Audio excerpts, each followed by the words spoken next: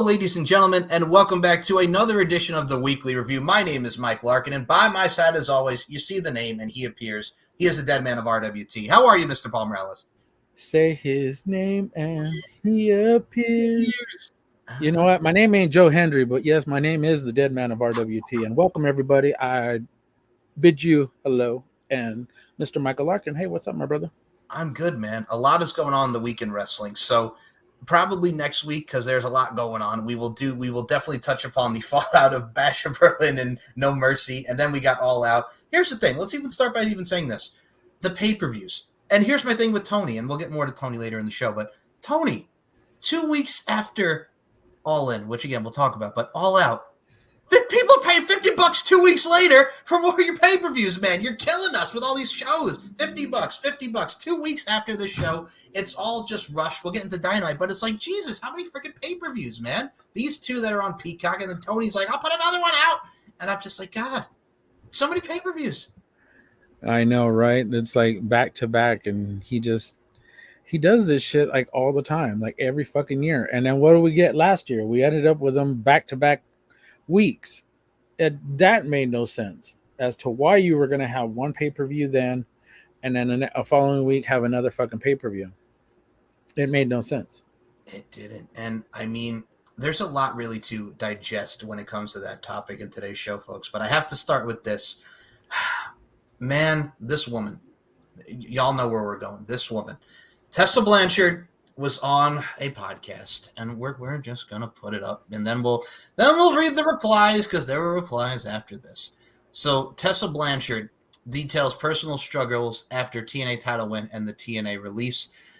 She was on the Straight Talk Wrestling podcast. She reflected on her journey, and I'm gonna read the excerpts.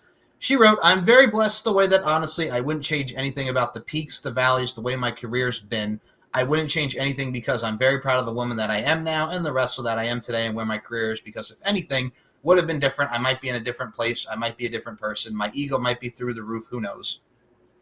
Then she talked about how she had to learn who she was outside of wrestling. Honestly, so when everything happened to me, it was even a tough topic to even talk about. I remember I was living in Tijuana at the time, and I remember some days I would wake up. I didn't even have the strength to live that day, so I would go back to bed, and I would be in bed all day long. There were days when I was tired about life just because my identity was wrestling. I didn't know who I was without it, and in a matter of less than 24 hours from contract offers from the biggest companies, more money than I'd ever seen in my life, to nothing. From this whole storyline we had built for 8 or 9 months to me begging the TNA office that day, like, I don't want to win it. I don't want to do this. After I didn't go home, I went on a 27-day media tour in Mexico, where I remember we would pull over in the Uber before every interview, and I would vomit. I was just puking and puking because I didn't know it was whiplash. I didn't know. I was seeing and hearing in my family. My little brother and sister were reading all these things about me that I knew it wasn't me. I knew it wasn't in my heart. I wasn't this person, but it didn't matter. Perception's reality, right? The truth doesn't matter. Even the real truth isn't even over there still, and it doesn't matter. But, you know, sometimes those things happen, because when your feet are pretty far off the ground, when you fall hard. I didn't know my identity without wrestling, and through all that, through those ups and downs, those really hard days, I didn't know if it was going to get through. I found who Tessa is without wrestling. I went back to college. I joined Army ROTC, and I found out, hey, I'm good at other things too. Yeah, wrestling is my dream, and I love it, and this is what God's put in my life. But without wrestling, I'm going to be okay. There's life after this, and one day, if I get hurt or this isn't my life, I'm still going to be all right. And this is the last part of the excerpt I will read. And this is her talking about the anxiety and how it affected her. I've talked to some other companies, and in time, and pretty recently, it just hasn't felt right yet to go. One thing that I promised myself is it doesn't matter about the money. It doesn't matter anything. If it doesn't feel right, then I'm not going to do it, because my happiness right now is very important to me. Why I say that is because through all the things that I went through, that I developed some anxiety, and it sounds so silly. I felt like to talk about it, but unless you're actually going through it and experience those high levels of anxiety, I feel like it's hard to really explain. But there would be some days where I'm uncomfortable in my own skin, even because it just overtakes everything. I never had that before. All my ups and downs in wrestling, more so the downs, and now it's something that I deal with quite frequently. Even just the other day, I remember us being in a bus with a lot of people around me, and I just felt this strong anxiety, and now I'm learning different ways to cope with it, like breathing exercises like, hey, Tess, everything's okay. Recenter, refocus, everything's all right. I feel silly talking about it, but it's something that's really real that people struggle with. It's such a real thing. I remember when I was going through some of those things. I remember one day at my dad's house, I was visiting family. I was just doing laundry and I just fell to the ground, bawling my eyes out like I don't want to be here anymore. I don't want to live this life. I don't want to be in wrestling. I don't want to do this anymore. I remember just imagining ways to just end it all. Excuse me. And my ex-husband helped me a lot through some of those moments, but took a lot of self-counseling, talking to other people, and just trying to get comfortable and figuring out who Tessa is outside of the wrestling world, outside the spotlight. When all said and done, we came into this world alone. We're going to leave this world alone. Who am I? What do I look like? What do I not like? Where are my boundaries? Where am I going to say no? What am I going to be okay with? All these things, and figuring out how to cope with that anxiety and being comfortable in your own skin. Excuse me. It takes a lot of work. All right. So she said a lot there, and we'll get to Chelsea Green, who we'll see here in a few moments. But you first, and then I'll get to this because she said a lot of pretty much the same thing, but just worded differently. Go ahead. Um, Somewhere along the line, we have to put up that GIF where, but I get the shit that she went through. I completely get it, and I understand it. But it's like having a wound. Everything she does is all self-inflicted. Mm-hmm. Once you read Chelsea's reply, it makes a whole lot of sense. But it's also not Chelsea who's also spoken out against her. I mean, there have been several others who, over the years, have said so many different horrible things about Tessa Blanchard, her attitude, and just how vindictive and mean and arrogant she can be. I mean, and we all think Charlotte is like the worst, but when you when you talk to the people and you hear the people who work with her, how they speak so highly of her, we're very that's a very it's a contradiction to what we all know or kind of believe in our heads. So what Tessa's going through, dude, I understand. I completely understand all the struggles, but you could have prevented all this years ago had you just said two little words. Go ahead with Chelsea's reply. Okay. So before I even get to that, I will say this as someone who's gone through his crap from 2020 to 2021, and I mentioned it last week in our tribute, God rest his soul, David Gillen. Him and I had not spoken for 3 years, folks, and him and I made peace. And you know how great that is just to make peace, because life is too short to harbor hate and negativity, but at the same time, you also have to take accountability for your actions. And like I take straight accountability for my actions. Like another one of our peers, him and I had issues with, like, it started around that time period too. And then 3 years later, here we are. We buried the hatchet. I'm sorry. It's the two words, folks. It's saying I'm sorry, taking accountability, and realizing that, not only is life too short, but at the same time, admit your wrongs. Say I'm sorry. Just admit to your wrongdoings. And that brings me to Chelsea Green here. So Chelsea Green comes over here and she goes under this tweet because there were two other people that commented. That was Gabby Ortiz and pretty much saying, yes, Queen, speak your truth. And Ivy Dawn said, Isla Dawn, Ivy Dawn. I just put Ivy Nile and Isla Dawn. Isla Dawn said, I love you, which is under here. But the main thing that came up to this was Chelsea Green wrote, I don't wish self-harm or thoughts of suicide on anyone and hope she has found peace. However, a simple I am sorry goes a long way. We haven't heard that yet. Accountability matters, and a redemption tour of interviews won't erase the actions of an egotistical bully. Sienna, Allison Kay, who was a victim of the bullying by Tessa Blanchard, also chimed in and pretty much said, I love you, much like Isla Dawn. And Gabby Ortiz is like, yes, spell that T, Queen. So Chelsea Green with the tweet that solidifies all of this. Tessa, take accountability, say I'm sorry. But unfortunately, she has not been doing that. She has just been saying a lot of the stuff that we've seen her do in many other interviews and just say, hey, I was in a wrong place. But I won't say the fact that, hey, I did this, I did that, I was a bully and I was wrong and I take accountability for my wrongdoings. And people will be like, oh, but she took that photo with La Rosa Negra and they made peace. But like her and La Rosa Negra aren't friends. They just buried the hatchet because it's like make love, not war. They're not like bosom buddies now, but also at the same time, La Rosa Negra was like, yeah, that was years ago. Let's just bury this for life is too short. But at the same time, you need to also talk with a Chelsea Green and Isla Dawn and Allison Kay or whoever and just be like, hey, I was wrong. And say, I'm sorry. That's the thing. She hasn't made peace with all these other ladies, so let's not brush this under the rug. Yeah, exactly. And then, of course, you look at the part of the whole everything that she said. The one part that sticks out to me is where she said, honestly, so when So when everything happened to me, it was even a tough topic to talk about. Right. But you're a victim of your own Circumstance. ignorant circumstances, and you're a victim of your own stupidity, and you're a victim of your own everything that you did to the same people. It's karma. Essentially, it's karma. Everything came back to you. So everything that you're feeling, everything that Tessa is feeling, it's on her. It's not on everybody else. Yes, Chelsea said it. Um, Several other women in wrestling who have been in the ring with her and also witnessed all the bullshit that she did backstage at TNA and anywhere else she's ever been. They see it, they know it, they've spoken out about it. It's out there for everybody to see. So for her to come out here, yes, you may have felt all this, but I bet you anything, everything that you were felt or you ever felt was your guilt. And it was coming back on you tenfold. So you have nobody else to blame but yourself. My thing with her is, I've always said this about Tessa Blanchard. When you get fired from Wow Women of Wrestling, who, like, nobody says a bad word about David McLean, like, and you get fired because they know that you're a bitch, but you were a good trainer, but your training techniques are more of like an old school stuff, and people were tired of you berating them while you were training them, so they cut you loose. TNA doesn't want to work with you. AEW doesn't want to work with you. Like, the only place that she's worked here in the States is like a rinky dink indie, or she'll do some stuff in Canada. But mainly her home base right now is CMLL. And like, that's only where she's really getting bookings is the CMLL territories in Mexico. But my thing with her is, it's like, until she takes that accountability, I don't see people in the States booking her. I only see her working in Canada and Mexico. I don't see her working a high profile, promotion in the States again. I don't, because they don't want that baggage. Look at the Velveteen Dream. He apologized years later, after 4 years, to people like Triple H, Shawn Michaels, and those that he, offended and what have you, to everybody for his actions.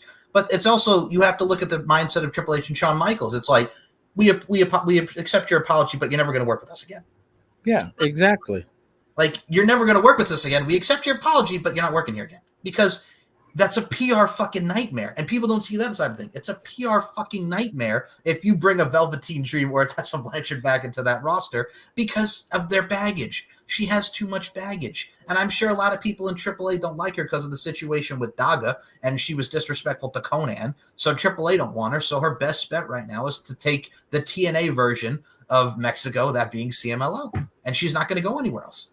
It's like I said, it's taking accountability for the things that you do. If Right. you don't take accountability for the wrongs that you do in your life, you're just going to continue to repeat them. So unless she comes out and says, look, I apologize to everybody, anybody, I may have hurt, may have harmed, may have done harm to, or may have made feel like you were beneath me, or however she made them feel.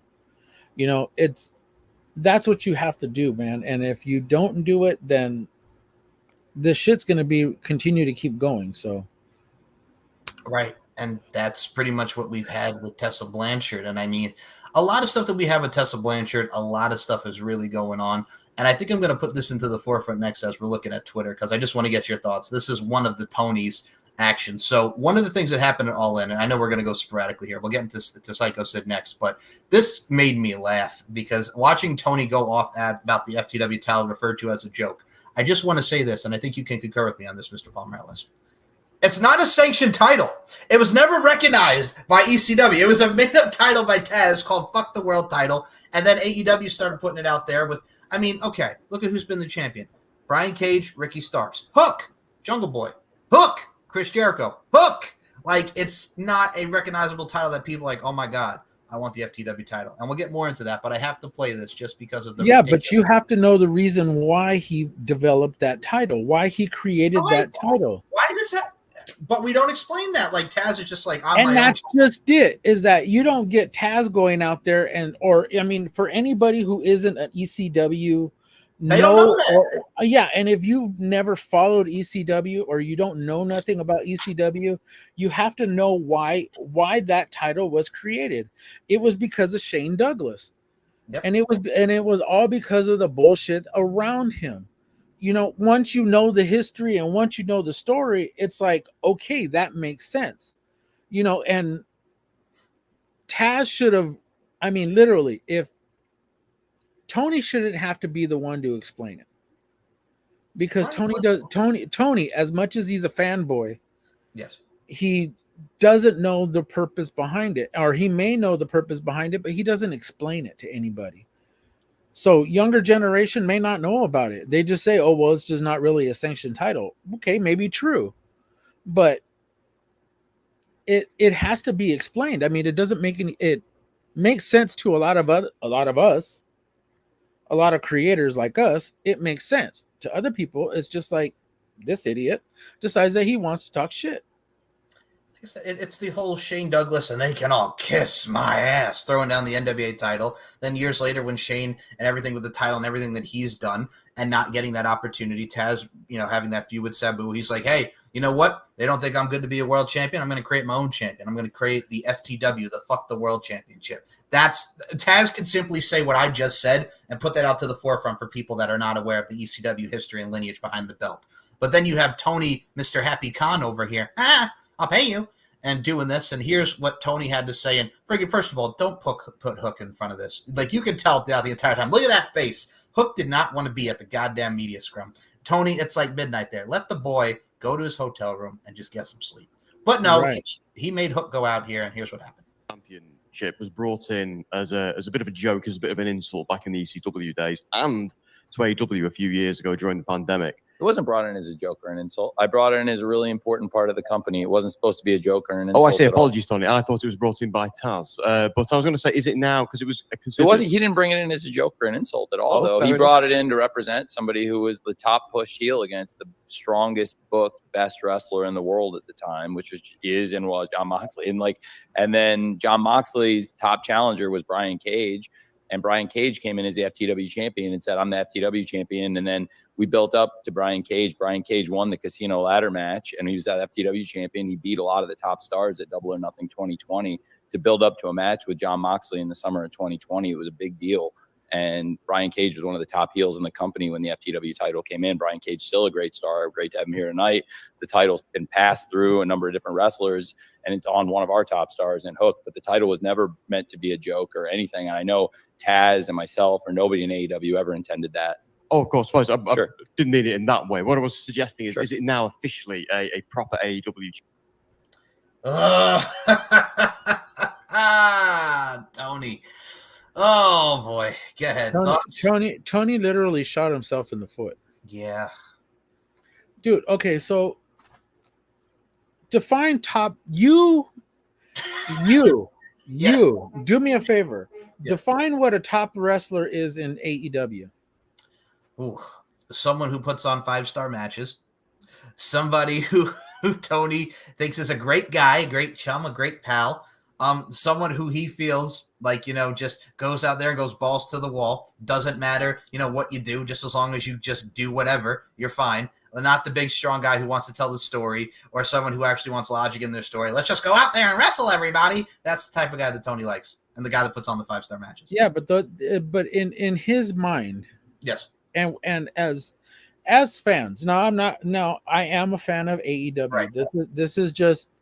I love a lot of the wrestlers that are there. Even when they were before AEW was even created, I loved a lot of the wrestlers when they were in other promotions around the world. Right. Okay, so Tony Khan, for the 5 years that he's owned this company, we have no real top guys in the company. When we started, it was Omega, it was Jericho, it was Moxley, right, as the top guys in the country in the company, along with Cody Rhodes, who ended up shooting himself in the foot by, taking away his own title shot in the process. But that's a whole completely other story. But if we look at from the beginning, you literally had 3-4 top guys. And he said this was going to be a difference maker in this company, that they were going to continue to push other wrestlers to be top guys in the company. How many of them are homegrown talents? Besides MJF and Darby Allin. Okay, I'll hold that one right there. Okay. Who have held the world title? How many of them are homegrown talents in 5 years? Not a lot, because Jericho, Moxley, practically, like, I can't think of hardly any that are homegrown. Mostly it's been like the former WWE guys: Swerve, Jericho, Moxley. One. Kenny Omega. 1 in 5 years, and Kenny Omega is not a homegrown talent. That too. Yeah. MJF is a homegrown talent. True. Because he started there. They gave him the opportunity and whatnot, and that's where he's at. So literally, it's MJF. Yeah.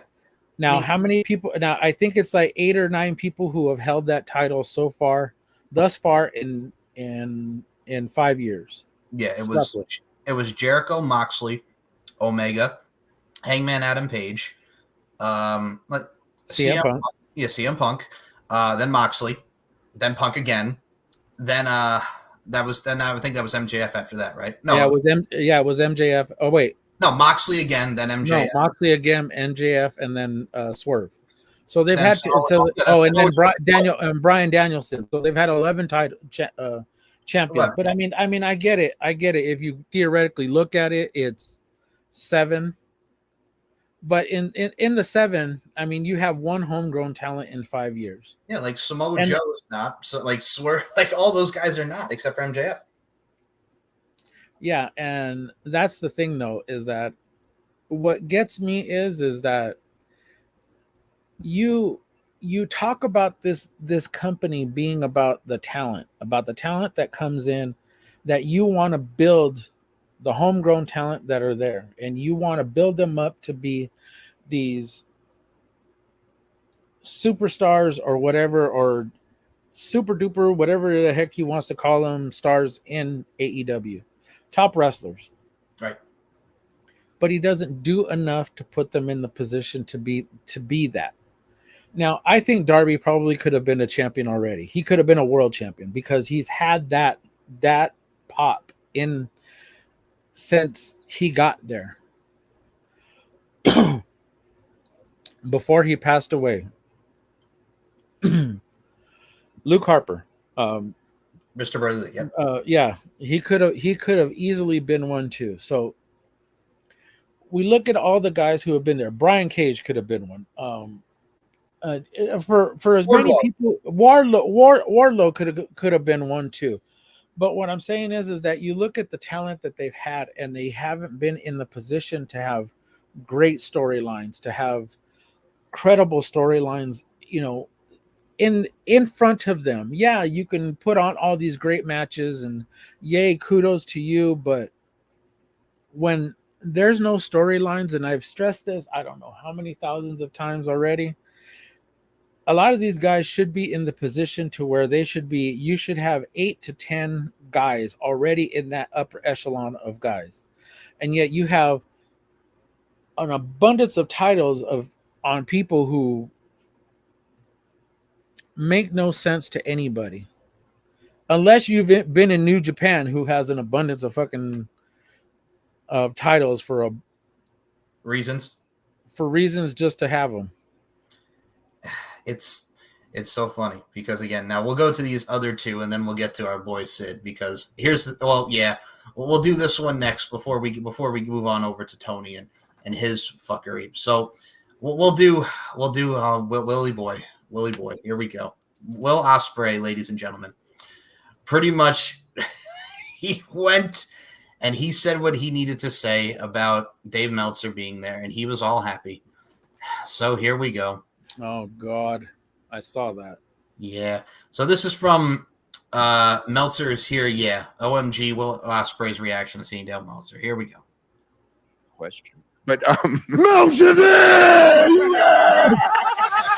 Oh, look at you. How are you feeling? You good? Good. How are you? Mate, question. But Motion. Yeah, just why? That is the problem in itself right there. Why? Fucking why? And because he gives them all these 5, 6, 7, 8-star matches, 10-star matches, and no offense, sucks Will's dick, polishes it for him, I don't understand. I don't want to say it like that, but I'm sorry, but I mean he does the same thing to Kenny Omega, but Kenny Omega is actually smarter and actually talks shit. So I just got to hear it. Kudos to Kenny Omega. Get better, brother. Get better, Kenny Omega. And I will say this because I got to play it again because it's fucking funny as hell. All right, here we go. I just got to play it again because it's funny. question. But Motion. Oh, look at you. How you feeling? You good? good. How are you? Mate, That right there is the Talk reason. about fanboying out. That talks about fanboying out right there. Now, he did another one, and you know where I'm going with this. So we'll leave it 2 on Dave here because this man literally, Paul, he's on the media scrum. He asked Birdie Danielson because he's like, oh, does anybody have a question for Birdie? Brian Danielson's being cute. He's got his little cutie here. If she'd like to travel to Australia or Japan, trying to trick her into allowing Brian Danielson to still wrestle all over the world. Oh, God. All right. Here we go, man. Brian, Dave. Birdie, I was actually thinking that I would ask you this question. How did you like the trip to London? And it's a trick question now. How would you like a trip to Australia?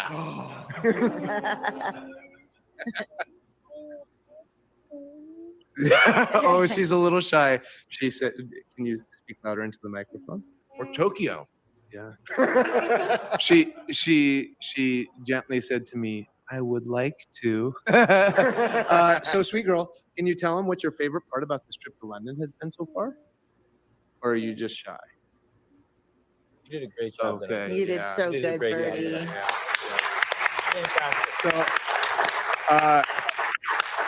So, one, Dave, it's great to see you. Thank you all. Look, Why? It was cute. Look, it was cute. It was a was cute cute, moment, it and was. I get it. And I get it. Little girl is just really, really Adorable. shy. She's out there with her dad. And it was cool. It was cute. It was great. Kudos to them. Kudos for Daniel for saying what he said. It was just kind of putting her on the spot. So, Yeah. but it was cute though. I give it credit. I will give it for being cute, but of For course, cuteness, I give it a 100. a 100 stars. for yes, 100 stars. 100 stars for Dave being a Dave. Yeah. Okay. So we get to Negative Tony 5. Negative. So we get to fucking Tony next. So this came from, he was being asked about Collision, right? And he said this. I frankly think it's an easier environment backstage at Collision than it was a year ago to do things. I think it's a lot easier flow between the two shows than it was a year ago. I think the locker room is in a much better place than it was a year ago, as evidenced by when we came up here versus what happened here a year ago. And I think it's much easier job I have dealing because I had to deal with the people on Collision last year, and it's a much easier meeting process to put the TV together than it was a year ago at this time too, if that makes sense. I frankly. Why is this still a fucking talking point? Because we just celebrated the 1-year anniversary, Paul. I'm trying to understand how this is still a fucking talking point.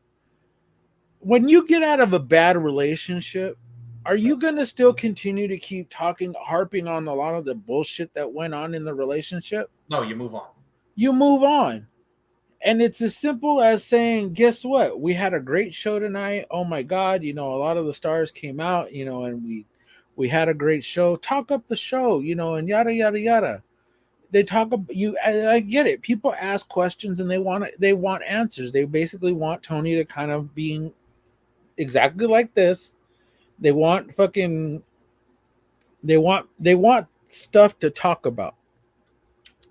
But you don't need to. You could just say, hey, look, it's cool. I love doing it. I love working it.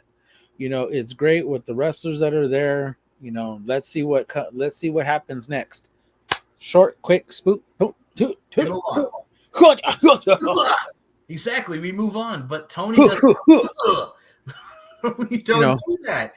Tony has to be like, oh well, the environment was better than it was last year because he has to take the shot at CM Punk because we're not friends anymore. Phil, why can't we be friends anymore? Look, ask Downhausen. Downhausen keeps calling him Pepsi Phil. At least Pepsi. Downhausen has a good relationship with Phil. Yeah, Danhausen does. Brody King does. Darby Allin. Yeah, Brody. Yeah.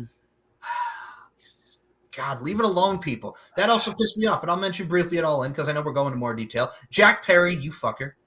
Friggin' putting out the friggin' glass in the middle of the ring. It's like, Jack, leave it alone. Get over it. It was a year ago. Can we do? Because he had to put the glass in the middle of the ring with coffin match. Like, Jack, we get it. We get it. We had to put the glass out there. Stop it. Like, he's not there anymore, folks. He is not there anymore. And all right, I'll just segue into it. Bryan Danielson versus Jack Perry for the AEW World Heavyweight Championship at All Out in Chicago. Subtle shot at CM Punk. Yeah, exactly. The story of the match is Jack Perry pinned Bryan Danielson in a match, and now he wants a title shot. Yay. Can you see the excitement I have for Bryan Danielson's first title defense? Oh yeah, I'm so excited. Ooh. Why? You see my excitement? Oh man, I am jumping up and down. Fucking Jack Perry in the main event. God damn it. It's just why. Okay, we need another subject to talk about because it seems like every time we talk about AEW, we get depressed. It always puts us in a mood.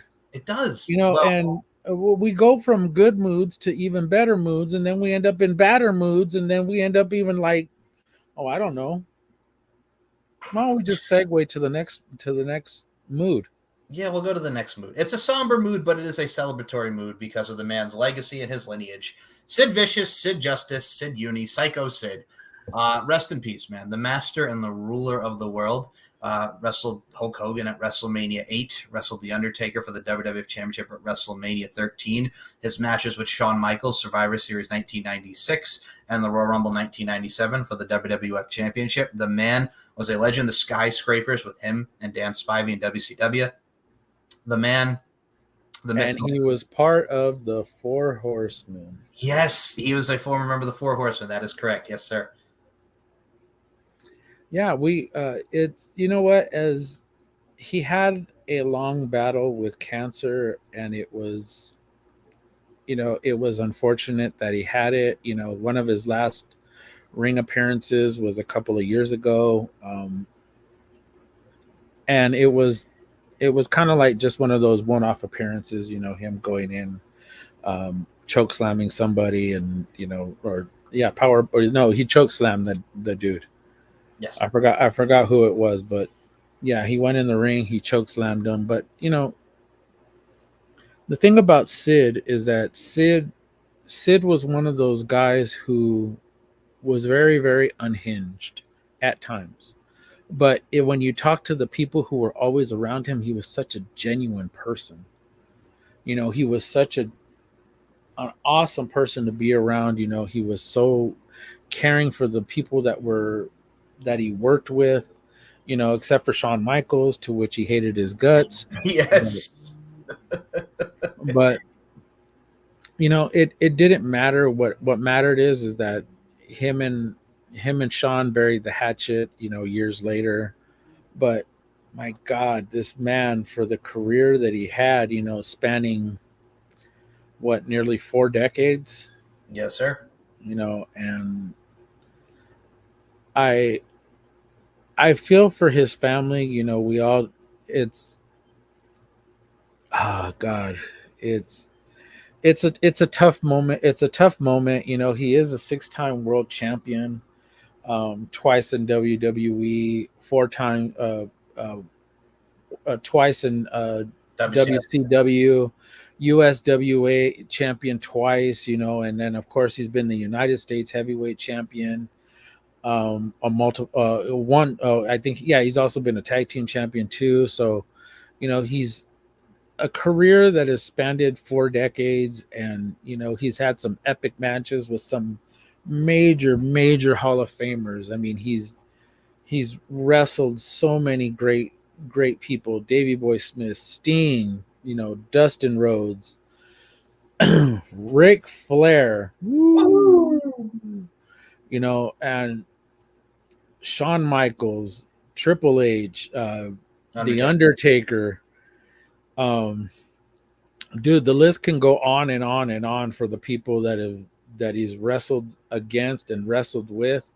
You know, he's competed over in New Japan. You know, he was just a place. I mean, in WCCW, World Class Championship Wrestling. It's the dude. His accolades go on for like we could be here all day talking about the people that he's wrestled, the matches that he's had. But man, this man has had such an amazing career. I really, really hope. And one of the last things that he posted was, or one of the last things that he was asked a question by somebody, and he told them that, you know, now that it's a new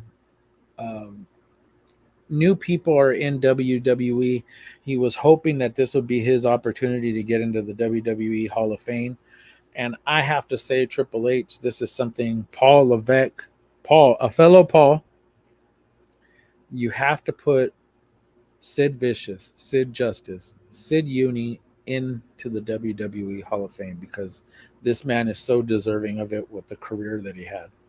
Rightfully so. And I mean, my memories of Sid is Beach Blast, the infamous Beach Blast in WCW, the Shockmaster. I ain't afraid of you, boy. I ain't afraid of you, boy. After he falls on his ass. And it's crazy how he got replaced by Mark Callis, you know, who would end up being the Undertaker. He suffered a broken rib, a punctured lung in a match with the Steiners at Clash of Champions. It was just such a freak accident, you know, and he ended up with that, and then ended up being replaced by Mark Callis, you know, and it was, but it I don't want to say it helped his career. I guess it kind of transitioned his career, because when he came back, he ended up being part of the Four Horsemen. Right. Then he ended up being let go and ended up in WWE. So I guess everything happens for a reason. That's how I view it. I mean, if you really look at also his WCW tenure, when people think of later Sid in WCW, they think the infamous leg injury, which, oh my God, still, like, if you ever seen the match, folks, just, that you think of him and Chris Benoit. It was Chris Benoit's last match in WCW, winning the WCW championship from Sid. You think of him coming back in 2012, him and Heath Slater on Raw, when Heath Slater was feuding with the Legends. That was a nice surprise. Like, he had so many great moments for, like you said, it spanned 4 decades. And just rest in peace to the late great Sid Udy, Mr. Psycho Sid Vicious, the ruler and master of the world. He will truly be missed. Like, he was such just a fun personality and larger than life persona. Hold on, I have to do this because this was something that I used to love. Okay. Hit me. I am the ruler of the world. Because every time he used to come out and do that, it was like his face was so like beet red, and it would be like he would just start shaking, like, and it was amazing. I used to freak out about it, but in a good way. But as a fan, rest in peace, man. You know, rest in power. You know, up there in that great wrestling heaven up there, man, with so many other great people. And for the comedy aspects, I will say this: I don't have half the brain that one, and We're Live, Pal, number 2, and also why me, Goldberg? Why Goldberg?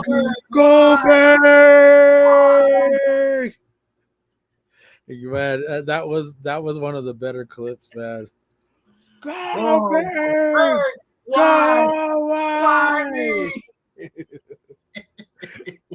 Man. Man. Rest in power, man. Man. Rest in power, brother. Rest in power. Well, we mentioned one of Sid Justice's opponents, that being Hulk Hogan. And, well, that brings us to our next topic, Mr. Segue. Hulk Hogan's Netflix biopic starring Chris Hemsworth has been canceled, according to the project's director, Todd Phillips. I love what we were trying to do, but that's not going to come together for me. That doesn't work for me, brother. Oh, my Lord. Hulk Hogan and his dumbassery and saying what he said about Kamala Harris, saying the shit that he said at the RNC. Hulk Hogan has got his biopic canceled. Yeah, and dude, you had Chris Hemsworth as to depict you. Yeah. You realize how much money they were feeding into this thing to have Chris Hemsworth be the guy who takes on the role of Hulk Hogan? Yep. Man, you could tell Netflix was gonna go all in on this one, and unfortunately, Mr. Terry Bollea all of a sudden stuck his foot in his mouth, and well, you got fucked. You done fucked yourself. You done fucked up. Hulk Hogan, all I can really say about him now is just it's such a disappointment because we grew up on Hulk Hogan. A lot of us liked Hulk Hogan as a kid and to our adulthood, but he has just become such a doot-to-do. It's just not even funny, dude. It's just not even funny. And it's so sad to see what he has become. And I will say this as a sidebar here, like you look at Hulk Hogan for what he's done for professional wrestling. I mean, we can hear about the political stories and the politics backstage and that doesn't work for me, brother. Yeah. But what a fucking piece of shit. Like literally just, you could say like, oh, I'm probably going to get some heat for this, brother. But you know, that's the beer talking. No, it's not, Hulk. That's you talking. It ain't friggin' because you got liquid courage in you. It's you. Yeah. Look at what he talked about Mark Henry. Look at when he talked about, Junkyard Dog. Look at when he talked about all these other black athletes, and black wrestlers that he decided that he wanted to open his mouth, and Mark Henry spoke out about it, and I kudos to Mark for speaking out about it and calling him out on his shit. Oh god. All right, so I'm just gonna spin this around here because I found this. We're gonna talk about another one within AEW, not a bad thing, but just a ridiculousness. Mercedes Moné on the difference between AEW and WWE. The difference between the two companies is night and day. In WWE, you have no idea what you'll be doing week to week, but here I have space to be heard. Along with Tony Khan and with my friend and personal writer Jennifer Pepperman, there's time to sit down and really plan out the kinds of stories we want to tell. I'm treated with genuine respect, and I really feel seen in a way I sometimes haven't before. I love it so much here. Oh, you're waiting for me to respond. Oh, night and day. Things that happened when she was in WWE. Hold on. I'll get to them. Hold on. Who was running WWE when she left? Vince McMahon. Who wasn't running WWE when she left? Triple H. And you ask anybody now. Yes. Sasha, Bailey, for instance. Bailey was actually asked that question. What is the difference between a couple of years ago and this regime that's there now? She said it's like night and day. Mm-hmm. She said it's like a breath of fresh air. Yep. So what Mercedes is harping on is all the bullshit that she went through with Vince. Yep. And it's fine. You want to harp on it? You want to talk shit about Vince? Fine, talk shit about Vince. Hey, we talk shit about Vince all the damn time. Vince all the time. Yeah, exactly. It's good that you're happy over there. It's good that you're getting all this push, but he gave you all that money to have creative control over what you were doing. So you better make it work. Here's my thing, I've always believed this. She said she had the opportunity to go back to WWE last year. Yeah. I think it was a case of they gave her this amount of money and she wanted this. And they were like, no, you're not on the level of Becky Lynch or Charlotte as far as that money goes and the drawing power. And she was thinking because Triple H, she was a Triple H girl. Mind you, if you remember the Breaking Ground series, how she lit up when her and Bayley were the main event with the 30-minute Iron Woman match. Like, she was like, though the Triple H, I was one of his girls, much like Bayley and all of them. And you remember after that match, they got the flowers and whatnot.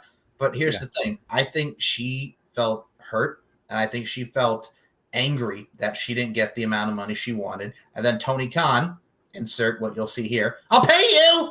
And he gave her the money that she wanted because he's a sucker for cornrows and manicured toes, underlay, EI, uh-oh, what's popping tonight, Nelly, country grammar. And Tony was a sucker and gave her the money. And that's why she's so happy, joy, happy, joy with AEW. Happy, joy, happy, joy. And that's why she's saying what she's saying now. And AEW is the best place to be. It's because he's giving you all this money. So I think he's giving you what you want, you know, and what you're doing there is everything that you. Hey, I'm happy for you. You know, if you're happy where you're at, hey, cool. Oh. Kudos to you with what you're doing. But I'm sorry, not everybody is going to be exactly as ecstatic as you are. Right. And I'm sorry, like I don't That's see her. just being real. You know, not everybody's going to be as excited and happy as you are. I don't see her as the investment she thinks she is. And I'm going to say this right now. We watched All In. That match for Britt Baker sucked. I'm sorry, but it Oh sucked. my God, it fucking sucked. And I mean, it sucked fucking monkey balls. Yeah, I said it. So, and people are like, oh, but Britt Baker's coming back from all this. I understand that. But still, the match sucked. It was horrible. I watched the same match. I watched the same match you watched, Paul. It was terrible. It didn't flow. They had Camille in there. Like, she finally hits the move and wins. But it's like, I didn't see anything. Like, this big matchup it fell flat. Like, the only match I think I really liked of hers thus far in AEW, I mean, besides Hikaru Shida, you can make a case, but the Stephanie Vacker match has like been her best match in this. I mean, Willow Nightingale as well, but she really hasn't done much in AEW that made me go, ooh, ah. And this match was shits.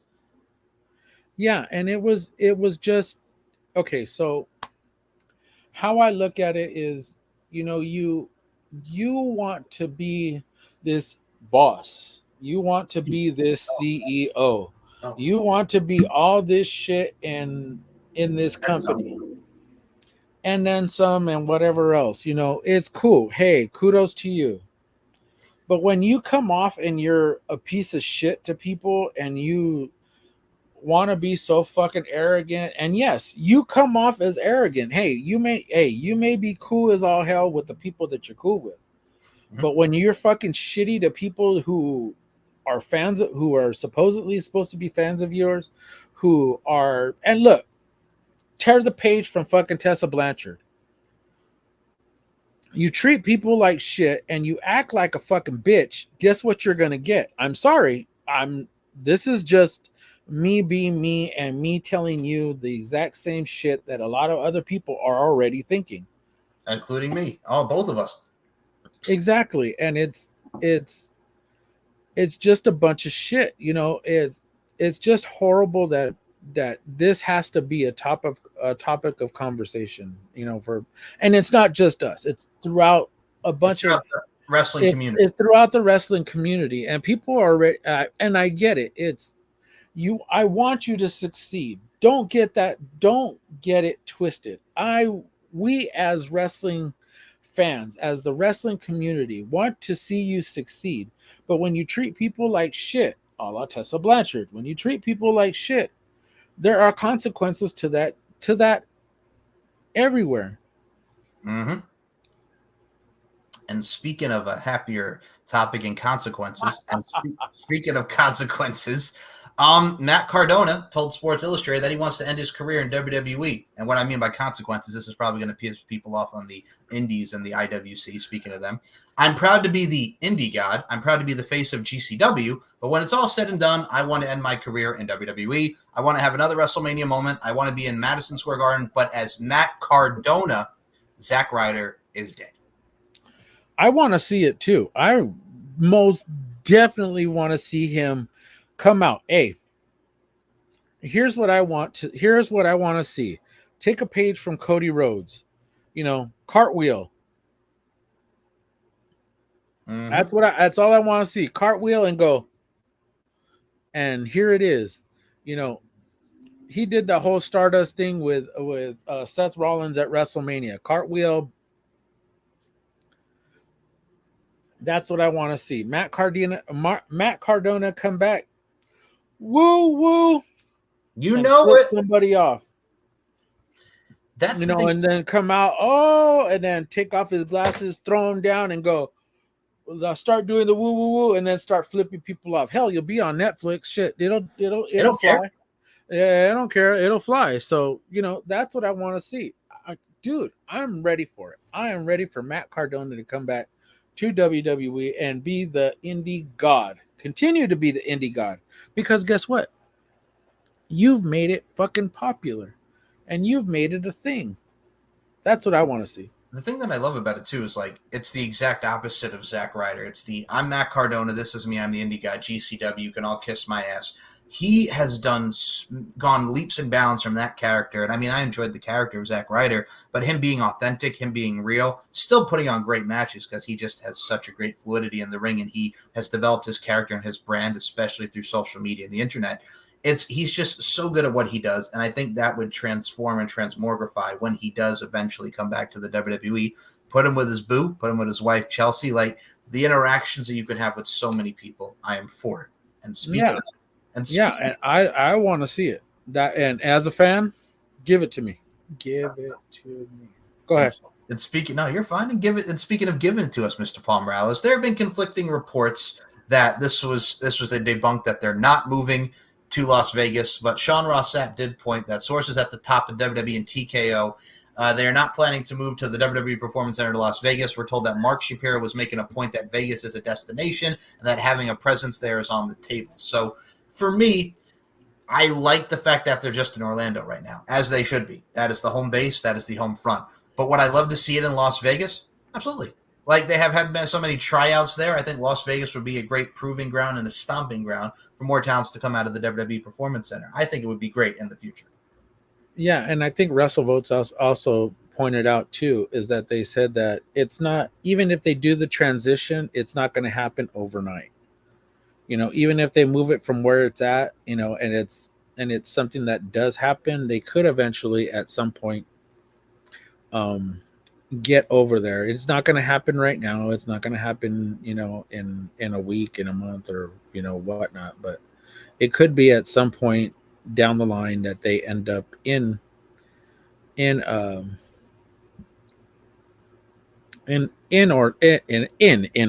Good Lord, they're already in Orlando. In Las Vegas, and I would love to see it. I would really, really love to see them move, and you know, and get over there. Hey, it's closer to me. I feel you. And on the West Coast, the West Side, if you will. And speaking of one of the things that have been moving, we're moving the announce teams around. All right. The WWE Raw announce team starting on September 2nd will be Joe Tessitore and Wade Barrett. As previously confirmed, the SmackDown team from that point will be Michael Cole and Corey Graves. From the start of January, the Raw team will go back to Michael Cole and Pat McAfee.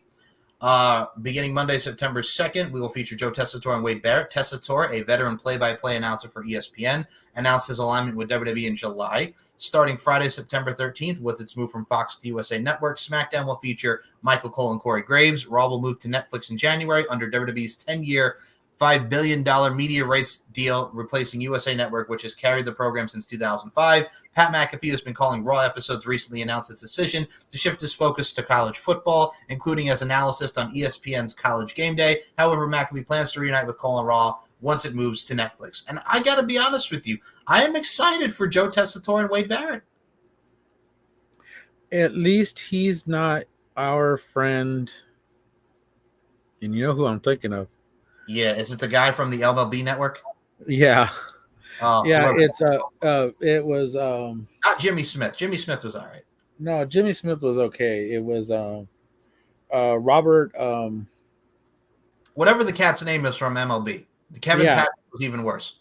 Yeah, and Kevin Patrick was even worse. I'm sorry, but look, if you don't know who Joe Tessitore is, dude, it's his voice has been lent to so many video games, basically any boxing game throughout the years for PlayStation, for the PlayStation platform, Xbox. I believe he was on one of God damn it, I can't think of the name. He's done a lot of the ESPN football games too. And he's done a lot of college football for ESPN, NBC, also too. So over the years, I mean, and he's also done so many different things. He's also done the Contender for ESPN too. So I mean, I can't wait to see what he does, and I really, really hope he takes this as his and just branches out and just does the damn thing, because I would love to see it. I think when you have such a strong unit, and thankfully it's not like the Mike Adamleys of the world and everything that we had back. Yeah, that's who I was thinking of. Fucking Mike Adamley. We had a lot of bad commentators back in the day. Mike Adamley took the cake on that one, my goodness. But you have someone like a Joe Tessitore and you have someone like a Wade Barrett. I'm for it. Michael Cole and Corey Graves have always been a great team in their own right. And Michael Cole just being Michael Cole is fantastic. And speaking of people being them, the people of Belgium, my goodness, Paul Myers, you sent this to me. And first and foremost, the UK crowds, the international crowds, this was for a match with Cody and AJ Styles, and the people in Belgium went nuts.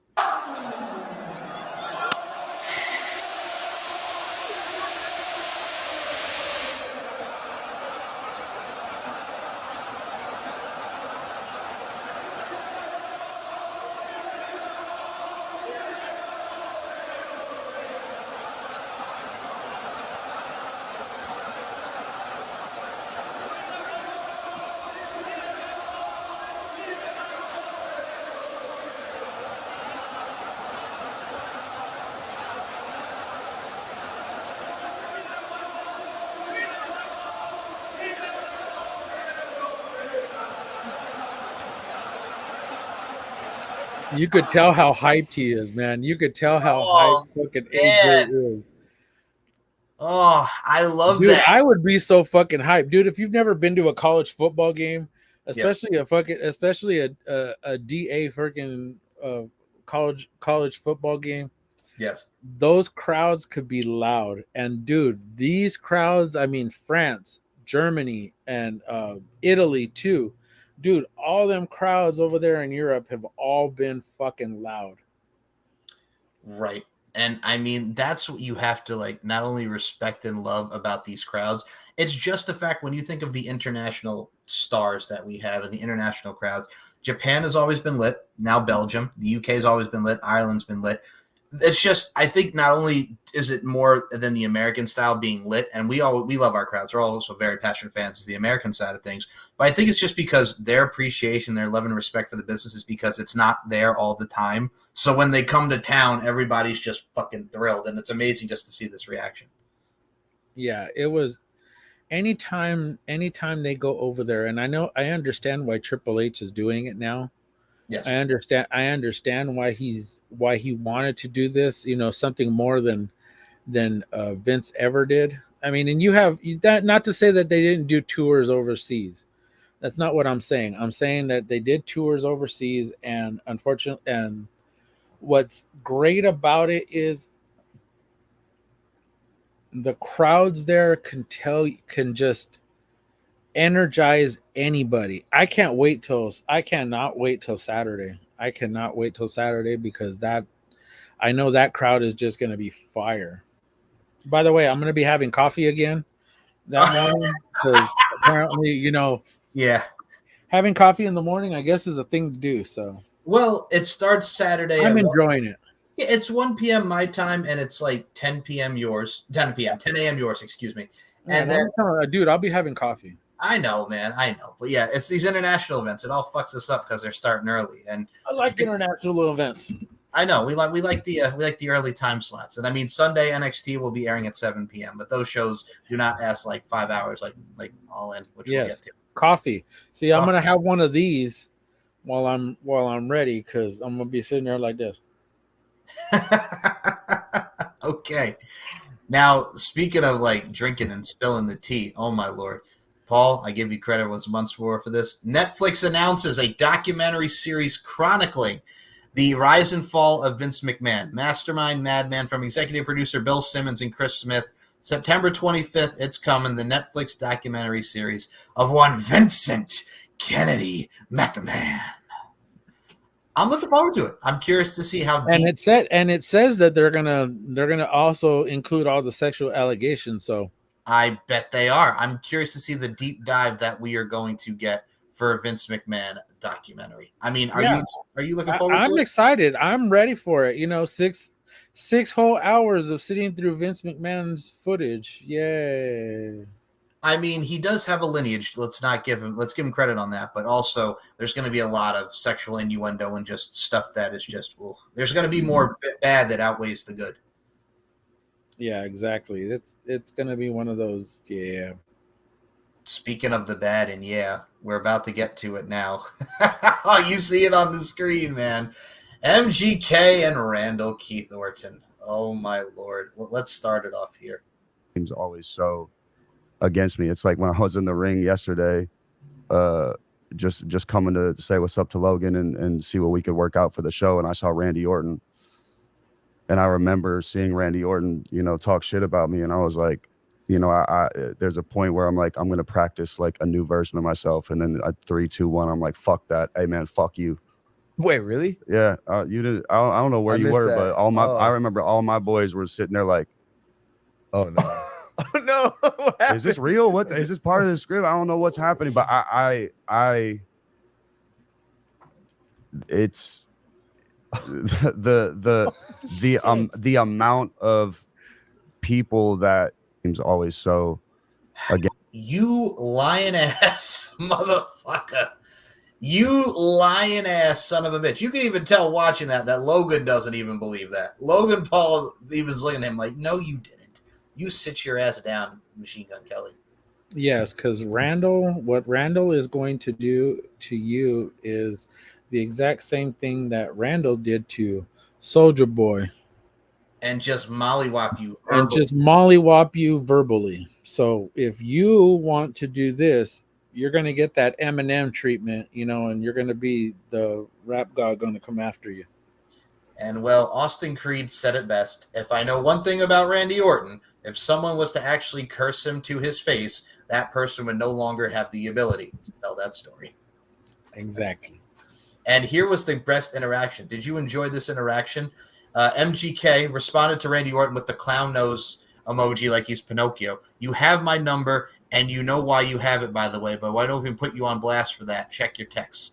And he's like, maybe the WWE should have the locker room and all the footage. They should air the footage of what happened. What were your thoughts on Machine Gun Kelly's response to that? He needs to take his man bun and go home.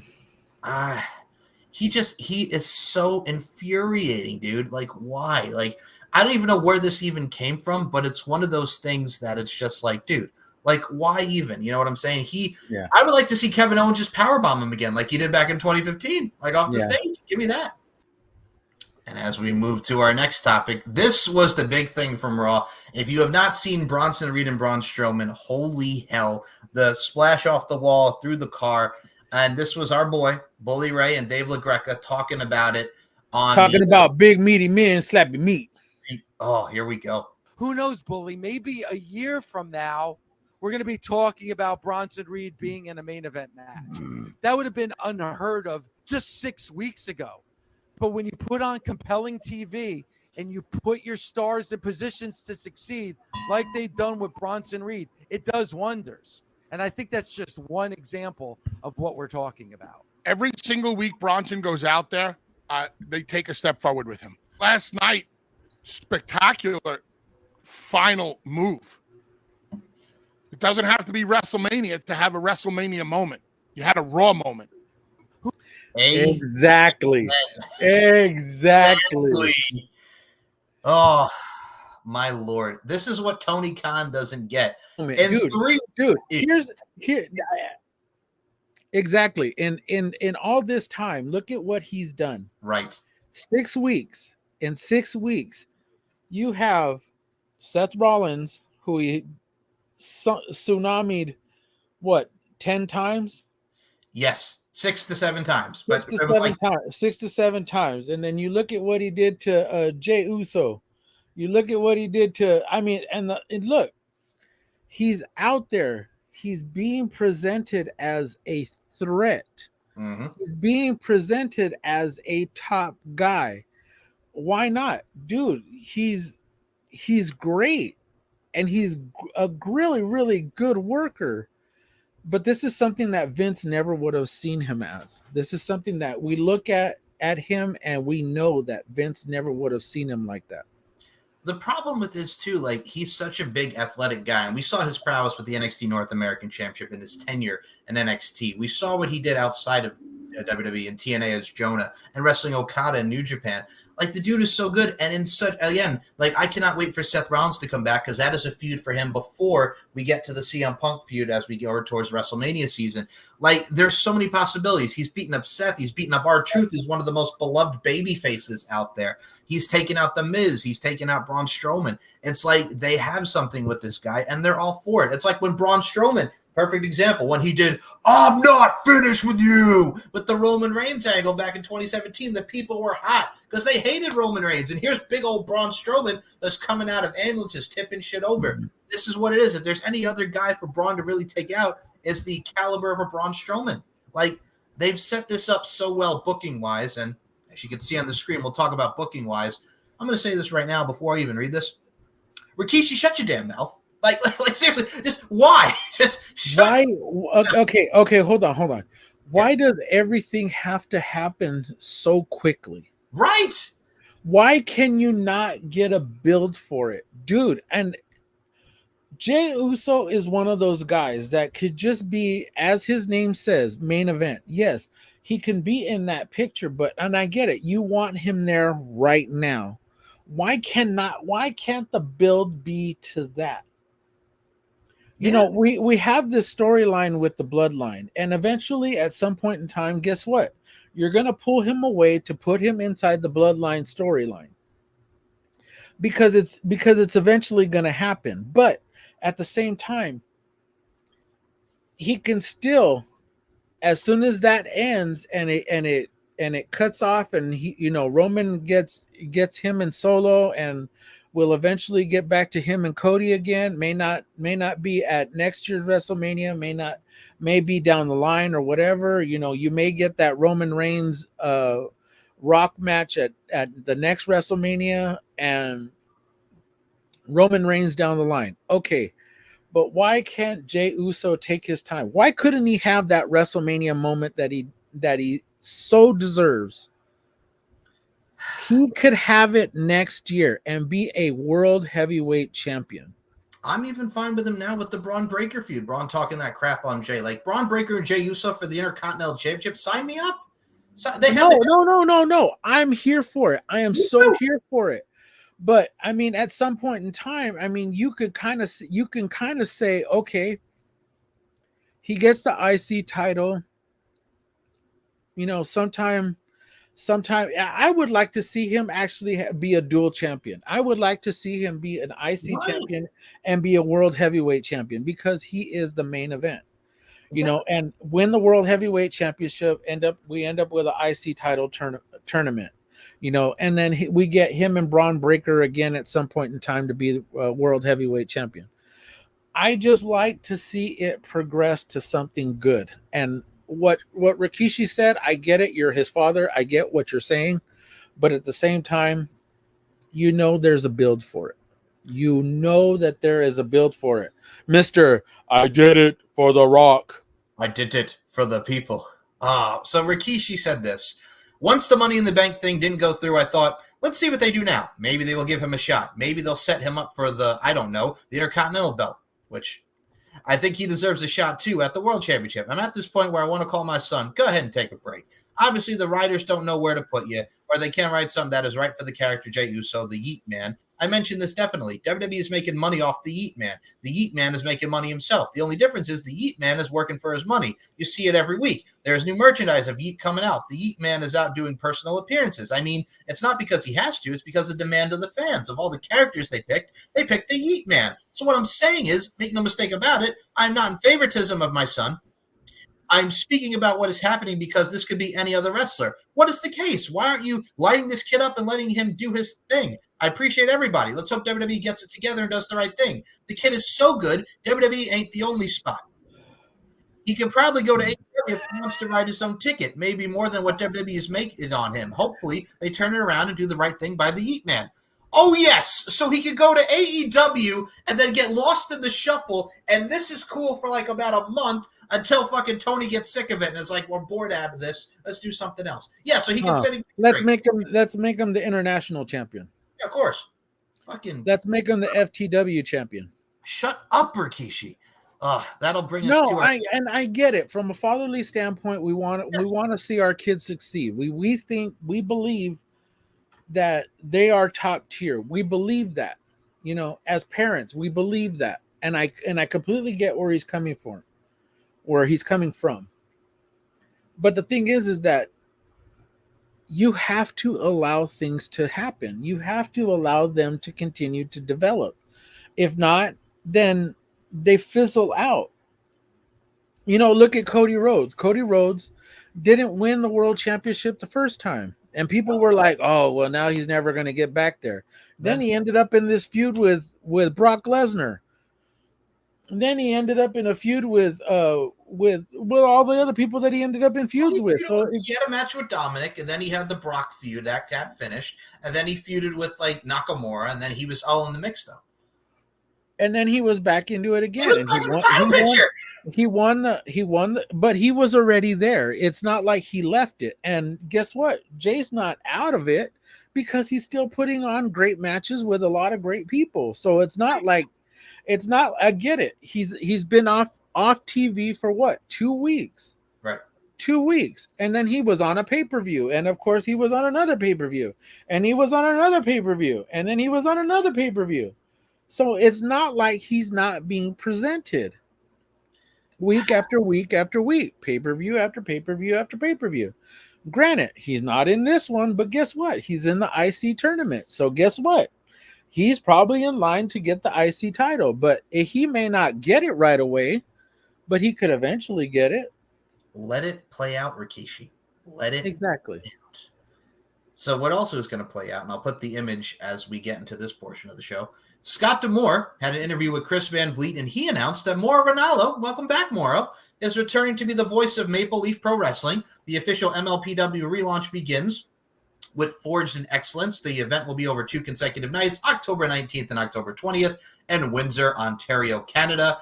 And this is one of the things that was from the Chris Van Vliet interview. Before we talk about Mauro, let's play this. Wrestling changes. There was a quote by an old wrestler talking about a new generation wrestler. And it was about how phony he is and it's cartoony. And you know who the person was talking about? You know who it was and who they were talking about? That sounds like perhaps Jim Cornette. Mm-hmm. Talking about, I don't know. Like who would a wrestler now be? Orange Cassidy. Sure. Do you know who the quote was? Lou Thez. Do you know who he was talking about? Harley Race.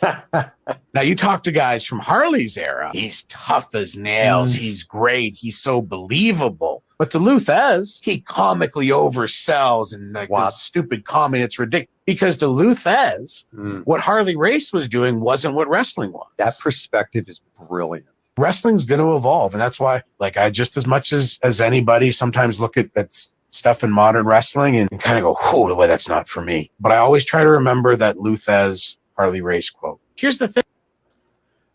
So that is the most perfect quote by anybody. Yep. And it's true because I'm going to go back on this. I'm actually going to go back to about the earlier time than not so late, but about that time. So superstar Billy Graham, you know who he is. Oh yeah. Okay. So he had this big thing about one Jesse the Body Ventura. But Jesse was one of his idols. Yep. But I mean, superstar Billy Graham was actually one of Jesse's idols. And and they became great friends. But superstar Billy Graham became very, very critical of one Hulk Hogan.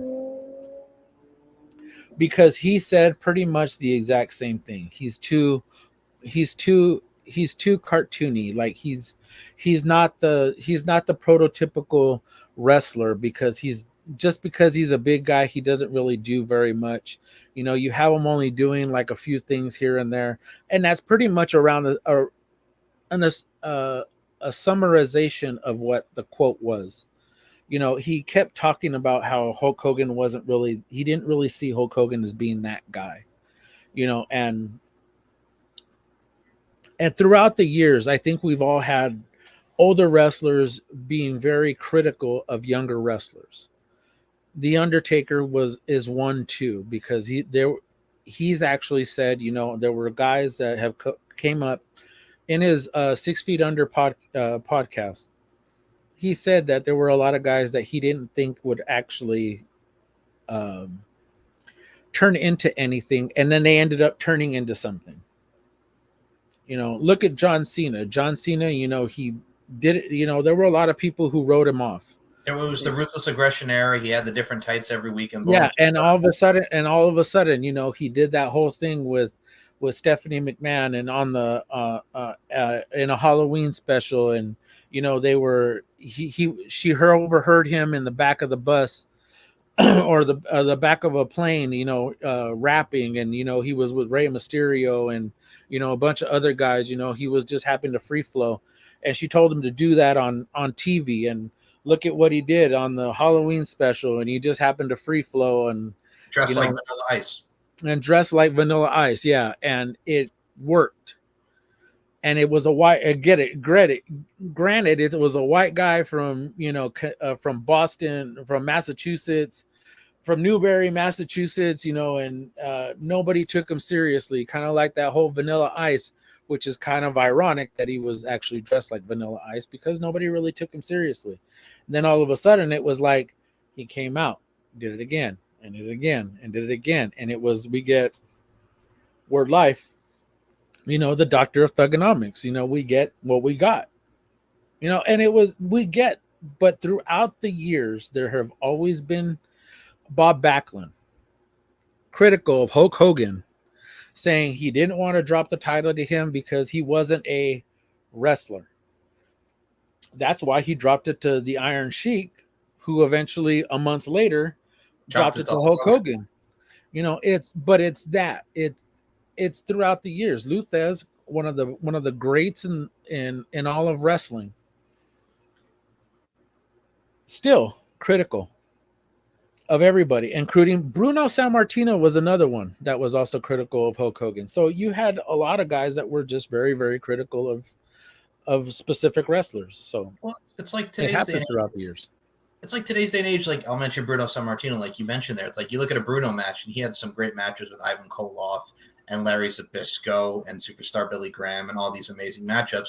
If you look at a wrestler nowadays, that style's boring. All he did was bear hugs and this and that. I'm like, but that's Bruno. That's the allure of Bruno, his character, his prestigious title run. He's one of the greatest of all time. Yes, wrestling does evolve, but it's like, it's very different perceptions from different people, but you got to respect the lineage of where it came from. And I mean, that is probably one of the greatest quotes ever, how we see the reflection and the evolvement of professional wrestling. And speaking of the evolvement of professional wrestling, let's talk about how I'm going to play this one before we get to our final two topics on All In. This was from Nikki Cross, and I'm glad you sent this to me because it made me laugh. This was her comments about the Nikki ASH character. She's doing amazing work now with the Abby the Witch style character. So here we go. Here's Nikki Cross talking about Nikki ASH. I mean, Nikki ASH. That was the worst championship reign by any woman. It's crazy too because she beat Charlotte Flair clean in a no holds barred match. No interference, no help. She pinned her clean as a whistle. And the fact that everyone forgets about that is crazy. Yeah, I forget all the time. Right. Because I don't want to remember. That's why I always remind you. I mean, shout out to a women's wrestling podcast, because if there's anything that's true, and Nikki has said this as well, like she loved doing it for the kids, but at the time it wasn't her best work. So the fact that they brought it up, I got to give that podcast a shout out just because it's so true. It's like you and I have said this. It's like we love Nikki Cross, but we want to get that out of our minds because that title reign was the shits. Yeah, but that was a whole Vince thing, and I get it. And it was a Vince McMahon thing, oh, well, let's put her into a superstar, make her a superhero, a superhero. And all of a sudden, it was like, to us, it was like, okay. We didn't think this. We didn't think that she would be a champion. None of us thought, I'm pretty sure that none of us thought that she was going to beat Charlotte. No. The fact that she beat Charlotte, that blew a lot of people's minds, including Dave Meltzer, who ended up having a whole lot of crap to say. But ain't nobody worry about Dave. But shout out to the women in the podcast. They were really, really funny about what they said, but it was very, very true about what they said. It's interesting enough for us as fans to see. okay, let me finish this. As fans, to see somebody like this, who we consider a very much an underdog, who very much we had no idea, was not on our radar, was not in our top. We didn't have that on our bingo card that year. No, we did not. None of us had that on our bingo card for that year. I'm sorry, but none of us did. No. The fact that Nikki went out there, she still presented herself as being a champion and represented herself. And the funny thing is that she, when she actually talked about it, she said that was genuinely me. As crazy as it sounds, she said that was genuinely her. And I loved it. Crazy as that sounds, I absolutely loved it, because we got to see Nikki as herself. And speaking of Nikki, the things that she's doing, she just recently re-signed with WWE, so we're going to be seeing Abby the Witch for a little while longer. Yes, and I think if there's anything about a character, it's authenticity and being genuine, and I love that as well. And yes, give me more Abby the Witch. I loved Uncle Howdy. I'll mention this briefly. Uncle Howdy and Chad Gable, if you've not watched that main event, the tribute to Bray with the dancing, the tribute to Brody with the yeah. The whole match was so good. The interference of Gacy, Dexter Loomis, and Eric Rowan, and then Ivy Nile jumping on the back. That presentation, the promo beforehand talking about, we warned you about this, Chad, and that led to the match. It was so good. It was such a great in-ring debut. It was, I have to admit, I watched it more than once. Okay. Actually, I watched it about four times so far. Oh wow! And I have to say, it was perfect. I agree. It was simple. It did what it was supposed to do, and it put Uncle Howdy, Bo Dallas, in that position to be the guy in WWE, and perfect. Chef's kiss. Chef's kiss, and perfect way to have him in this. And shout out to Nikki. Thank you for re-signing, and thank you. We get Abby the Witch a little bit longer. Also, can we say thank you to Drew McIntyre, because I'm going to play this. Here we go. There's another one I've seen, like Cena's coming back for his year-long return, which is going to be awesome. I don't know if I'm figured in the plans, but I guarantee I'll be pushing and I'll be nudging them left and right to make it happen, because the amount of stories I've got about Punk and things that happened when I was younger, I've got tenfold on him. There's never been a one-on-one match. And if I have to drive management crazy, I'll drive them crazy, drive John crazy. I'm going to get that match. And I'll tear them apart on the microphone, which not many people can do, in the ring, and send them packing in a happy retirement, and hopefully Punk along with them. There's another one I've seen, like... Okay. Give me him and Punk. Give me.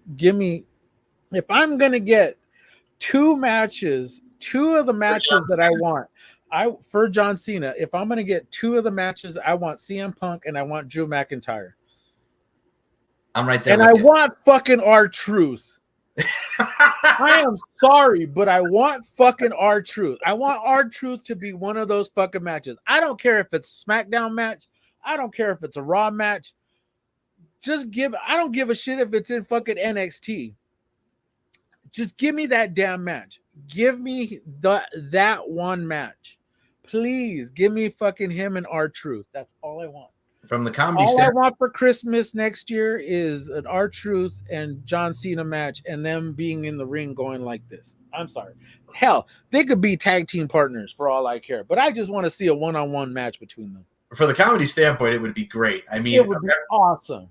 From the Capital Punishment days of 2011, which I try to forget, don't give us that. But yes, an R-Truth John Cena comedy match. John Cena and Drew, which is crazy we've never seen. I think that would be great, much like we saw with Drew and Kurt Angle in the later part of Kurt Angle's career. Like, I am for this Drew McIntyre. He has worked leaps and bounds, and he's one of the best things about WWE right now. And speaking of one of the best things about WWE, before we get to our final, before you get to that, I am putting this out there. Hit me. You and I are going to get DC and maybe Rob and Nicola. Yes. And we are going to do a podcast together, because we are going to do all the matches that John Cena can have in his retirement. We are going to list them. We are going to list them 10-1 as to the ones that we think that he should have. And we're each going to come up with a list and we're all going to present it to ourselves, and we're all going to present it together. We have to do that before the end of this year. We got to do that. That is definitely something on our bucket list, and we will get everybody together. So absolutely, positively, thank you. We'll do a Christmas special. Hey now. So before, well, we all have to come together, and I've said that, folks. We always talk about schedules and all that, but you get a lot of great stuff on this channel and great minds like the five of us, and just the hilarity that will ensue. That's definitely a show to put into the universe. I like your style. Wait. Yeah, I'm gonna tell Amir too. I'm gonna tell get Amir on here. I'm gonna tell the Kingpin. I'm gonna tell the Kingpin and his cousin EJ. That's what I'm gonna do. Shout out to Charisma. Damn, the seven of us. God damn, we're gonna have some fun. Okay. Anyways, good. Keep going. Keep going. So before we get to Ricky Starks and Ricochet, this was from Paul Heyman, and I forgot to play this during our Mercedes talkage, but this makes complete sense to the bullshittery that Mercedes Moné had to say. Here's that man, Paul Heyman. When did you and Paul Levesque establish that level of a relationship? I can tell you, I've always been a Paul Levesque guy. I've always had a lot of respect for Paul Levesque. I met him for the first time when we had ECW participation on Monday Night Raw. The vision that he had, that as much as I love the past and I'm grounded in the rudimentary and the fundamental ways of the business, we got to push it forward. Working with Paul Levesque today is an absolute honor because he's a collaborator. He wants to know what you think, because then he's getting an idea that could only make his ideas better. And that level of collaboration at the top, I don't know anybody in the history of this industry that does it as well as Paul Levesque.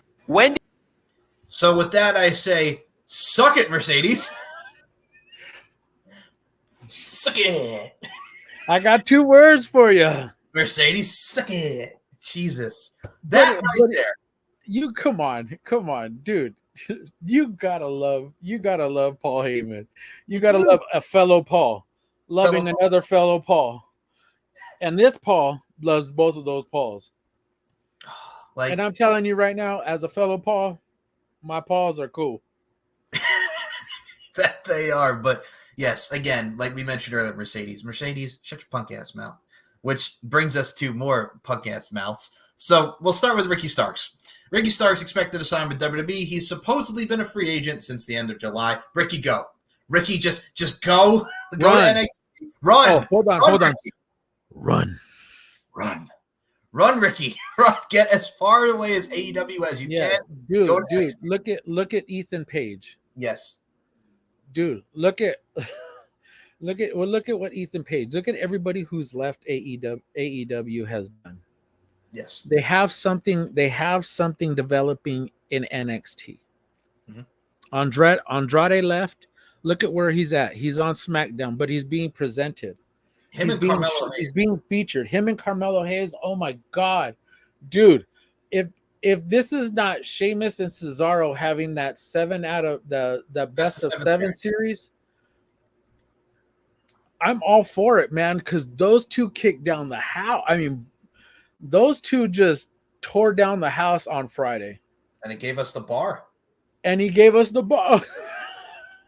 Look, here's the thing, is that I love Andrade. And I think I hope at some point in time, dude, him and LA Knight go at it. Because I would love to see him and LA Knight. And then eventually I would like to see Carmelo and Andrade going for the US title and them being in that right there, and then eventually I would like to see LA Knight be a world champion too. But right now it's just where it's at, dude.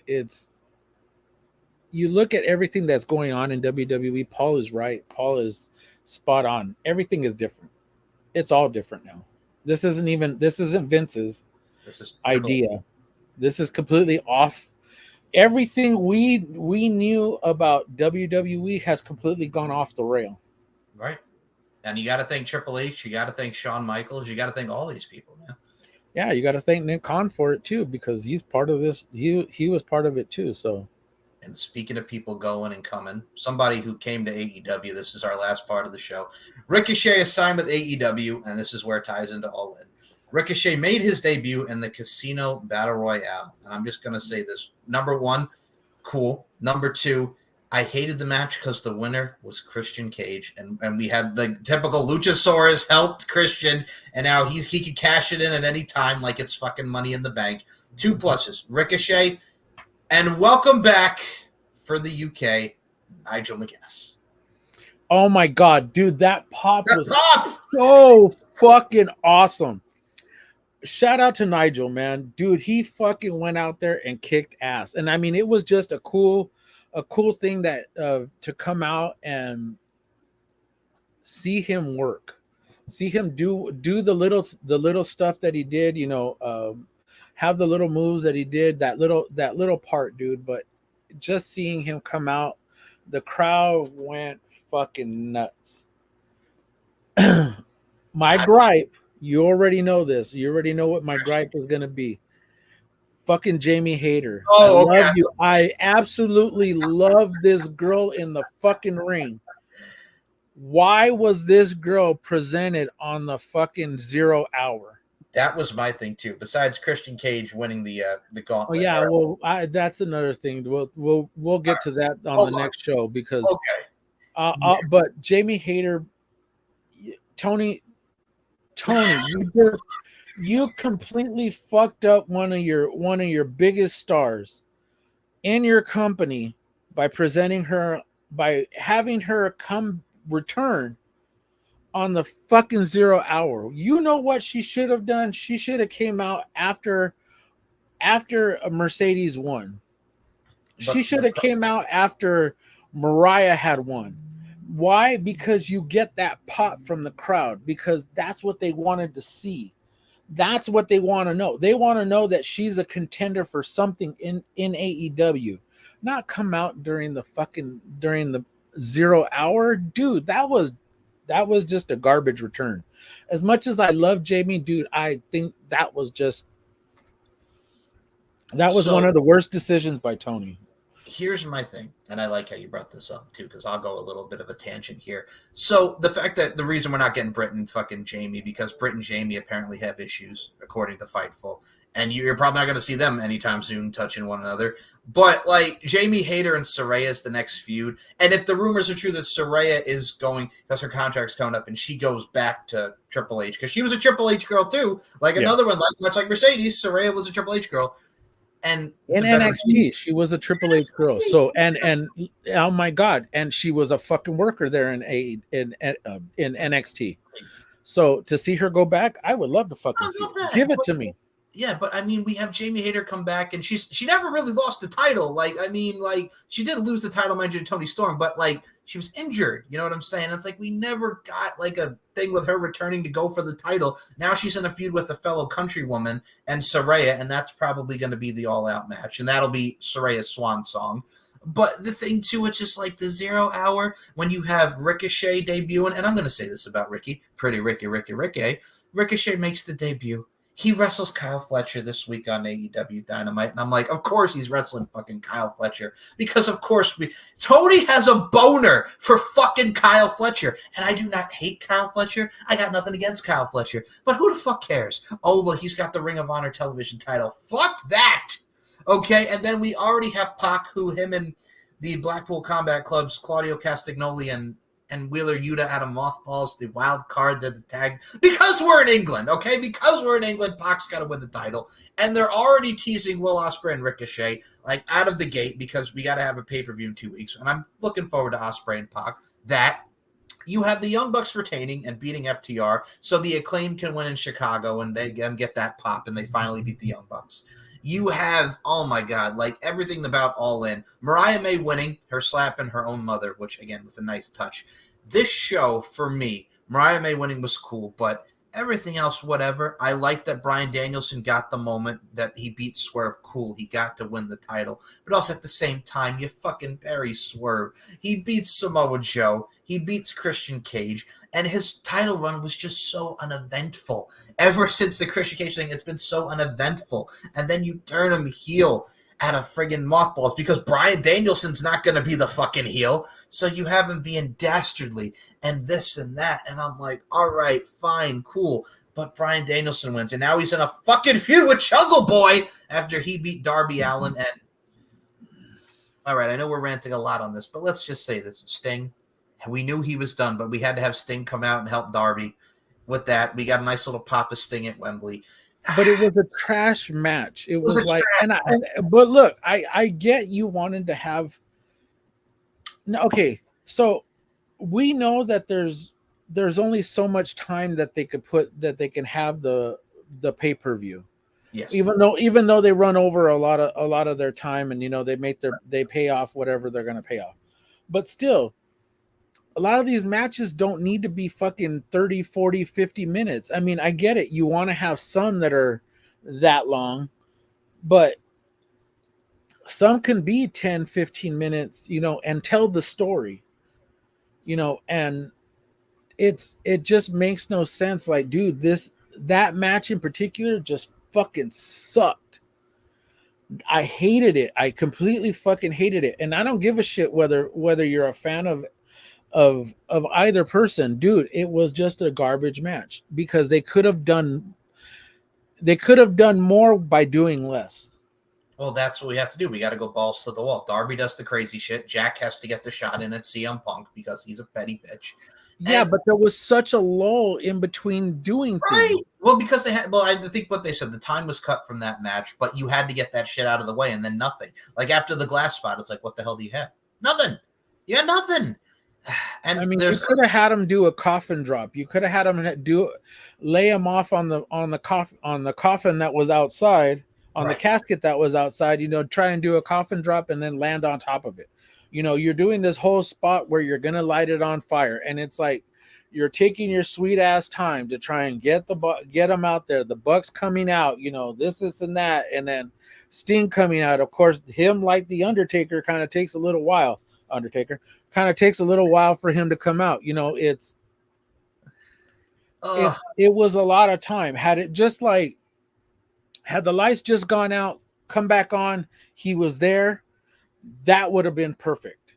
Instead of it, waiting for him to walk out, hitting the music and hitting, or having the lights go out, the music hit, and then him just appear in the ring with a bat coming down, or something from under the ring like the Undertaker did. But I mean, something completely different than what happened. It was just kind of like, all right. Yeah, I mean, the crowd was electric the entire night, which is wonderful, and I'm glad Brian got that moment. But like the pre-show, we had Willow and Tomohiro Ishii beat Stokely Hathaway and Chris Statlander. Stokely got a fucking spine buster in, and I'm like, Jesus Christ, like where did this come from? And then like the other stuff with the pre-show, like how the mighty have fallen. Sammy Guevara, who is now on Ring of Honor, Sammy Guevara on the pre-show in a 16-man tag match with the Von Erichs and Dustin Rhodes and your mama's baby's mama's in that friggin' 16-man tag that made no sense. It's just like, let's put everybody together and get them on the show. Yeah, and because it gets them on the show. That's all he wanted to do. And this is my gripe. You have a gauntlet match for the men, but you don't have one for the women. Or are we going to get the women one at All Out? Because it's just... Shout out to our girl Kate. Kate Kayfabe, because she actually said, so are we going to actually call AEW? Are we going to call All Out basically AEW all in part 2 backlash? All in backlash. That's even better. That's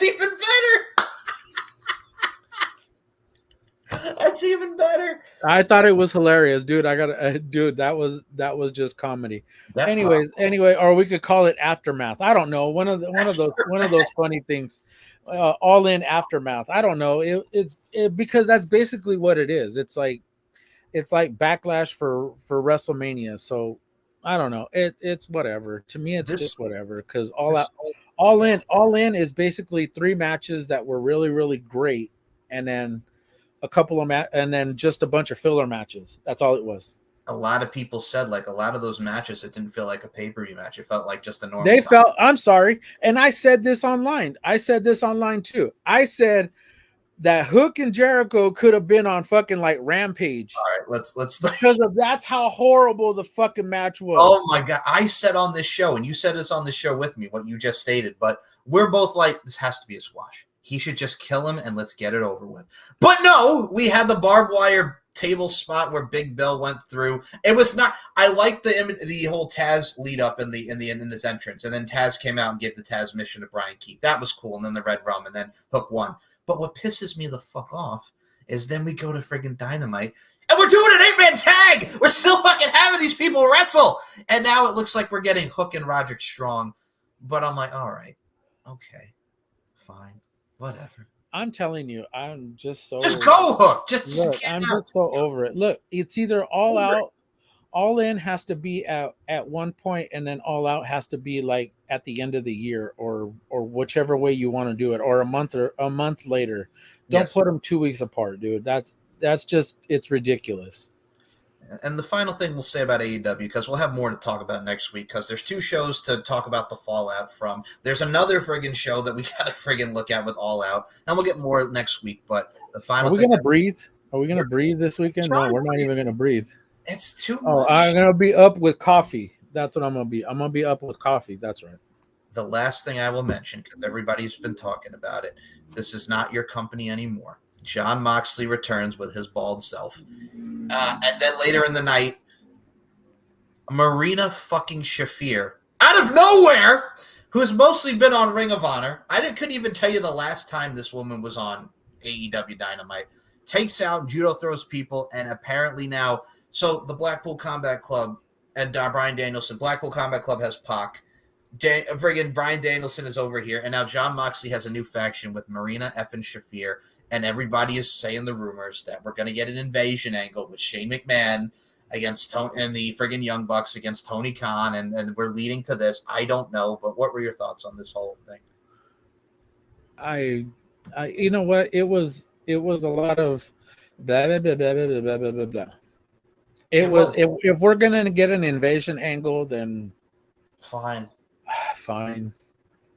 It's already been done. It's already been done. Everything right now, everything we're talking about as far as like it goes with AEW, it's fucking boring.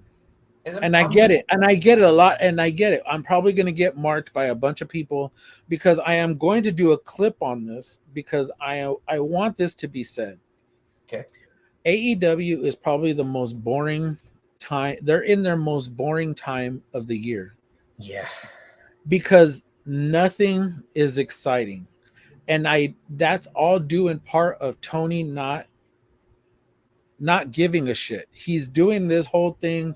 Oh, I'm doing it for the sickos, or I'm just trying to make my company presentable, or I'm trying to I don't know what the fuck is he doing, dude. Ain't nobody know what the fuck is he doing. He's just out there putting together matches for the sake of putting together matches, like as if he thinks that everybody's gonna be like, yay, gun ho. As to the reason why your ratings are so fucking low, as to the reason why you have so many people fucking leaving, because they're tired of the bullshit. Like this week, you have people. Look, he's gonna have people who are gonna stick around. Cool, great, fine, wonderful. But people who are leaving aren't coming back. Sorry. Well, this week's Dynamite, Adam Page against Tomohiro Ishii. All right. Like fine with Harley Cameron and Jamie Hayter to advance the story with Jamie Hayter. That was funny. I gotta admit. That was fun.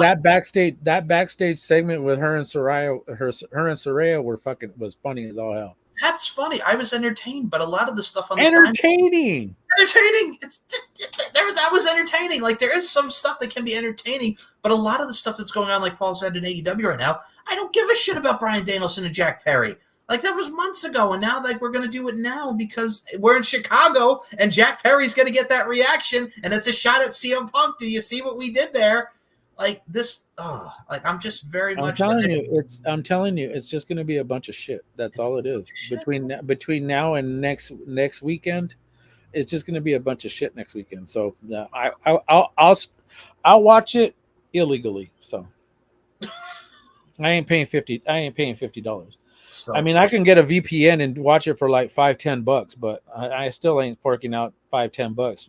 It ain't worth it. And that's the Somebody thing. else stream it on TikTok. Somebody else stream, and I know how to, I know how to work my magic. Don't worry. The thing is, too, we, like I said, we don't hate AEW. We don't despise AEW. We're frustrated with AEW. We're The same way, the exact same way we were frustrated with fucking WWE. Yes. So don't give me this bullshit that well you're just hating on AEW. No, frustrated. I was fucking frustrated with WWE. In 2019. So the exact same way I'm sounding off on fucking AEW, I was the exact same sounding off the exact same way with WWE. Now, mind you, I was doing it on the Facebook fucking on the RWT Facebook page, and I wasn't doing it here, but if you go back fucking a couple of years, I was fucking the exact same person I am now, criticizing AEW. I was criticizing WWE. So let me get that straight. Exactly. And it's like we hated WWE in 2019. Like when AEW started, oh my God, it's a different company. It's an alternative. Cody Rhodes and everybody coming in. And then 5 years later, and then 2022, fast forward to that, Vince is gone. Triple H takes the book. 2023, 2024, the storylines, everything. Shawn Michaels is doing his thing with NXT. They got rid of the 2.0 bullshit. Now we're seeing all these amazing stars coming through, and they're building stars, and they're showcasing these stars. The influx of NXT and TNA is wonderful. We say it each and every week. We see the development of characters and the storylines. And mind you, we mention AEW has storylines, but they suck. The frustration of AEW has some good stuff, and we highlight the good stuff like we do, but we're frustrated because the bad outweighs the good that is on this show. People are excited. Oh, we're going to get Ricochet and Pac. We're going to get Ricochet and Will Ospreay. But what else after that? Ricochet is going to fizzle out and go probably and just do nothing. Like, besides these great matches, these dream matches that you want to see, what the hell else is Ricochet going to do after that? Exactly. That's it. It's just going to be frustration. It's not yeah, exactly. I don't hate the wrestlers. I love the fucking wrestlers. Hell, I want to see them fucking succeed. But if they're not getting stories, yes, we can get the amazing fucking matches. Yes, throw them in the fucking ring. Throw them in the ring. And of course we're going to get great fucking matches.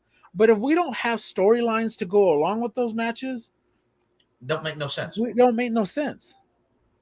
I'm not gonna watch Chris Jericho fight everybody from AAA for a whole fucking 3 months because he wrestled all their dads or all their uncles or all their former baby mamas or whatever. You know, I don't want to be there watching Jericho wrestle, Tom, Dick, and Harry for fucking 8 years and and watching him go, hello, Appreciation Society, or whatever the fuck he's doing now. Well, God. Him and his fucking learning tree, he needs to go fucking back to the old folks home. That's where he needs to fucking go. Ricochet away from him. Because Chris, he sees something that's hot and he's got to latch onto it. And then we're going to get a never-ending Chris Jericho Ricochet feud. Yeah, exactly. No, thank you. No, thank you. Fucking. Yeah, so we'll be talking about all of this and more next week. I know! Pay-per-view. Oh, I'm sorry. Pay-per-view Saturday and Sunday. Pay-per-view next Sunday. Yeah, there's a lot coming. And then in October, we got Bad Blood and Wrestle Dream. Oh, boy. So a lot to talk about. We'll, again, talk about the fallout from both of these shows, and we'll do some thoughts on All Out next week. This concludes a weekly review. Paul Morales, where can we follow you on social media? Well, of course, you can see my name right there. Right there. All the socials. X, TikTok, Pornhub, X videos, X hamster. No, not all those. But no, you can find me on there. Or you can find me on YouTube under all these names, under this name right here, TikTok, YouTube, X. You can find me under there. We have our shows that I'm starting to download and put on there because Mr. Michael Larkin doesn't want to send them to me. So I'm going to illegally download them all together because he won't send them to me. So no, I'm just joking. But yes, you could find all our shows there. And of course, you could find me on his platform anytime. So Mr. Michael Larkin, floor is yours. So check out the weekly review on the YouTube, Mike Larkin 92. We are in the 960 subscribers. We are getting slowly but surely up to 1K, and I love each and every one of y'all. On the mic with Mike, yes, Steve and Mike Show, Pop Culture History Podcast, LFC Podcast, Deep Into Hard Wrestling, Uncaged, so much stuff on the YouTube channel. Subscribe at smshow1 or mcl92 on Twitter, StephenMikeShow.com, LFCfights.com, and LarkinMB, Larkin_92 on Instagram. Links will be in the description. So with that being said, for Paul Morales, my name is Mike Larkin. We will see you next week for more of the weekly review. And always remember, folks, it's not hatred, it's frustration. Thank you for listening. Justice.